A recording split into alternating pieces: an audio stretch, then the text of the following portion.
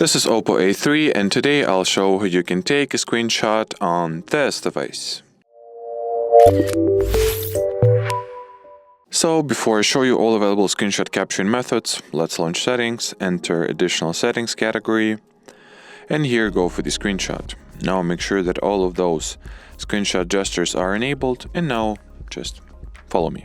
First method, simultaneously press the volume down and power keys.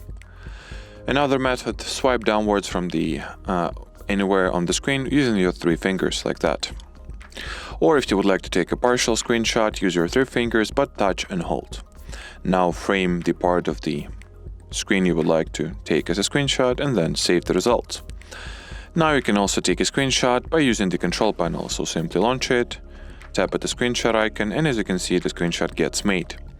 In order to capture a partial screenshot, you will need to, take a regular one, doesn't matter which method you will use, and then hit the scroll button right over here.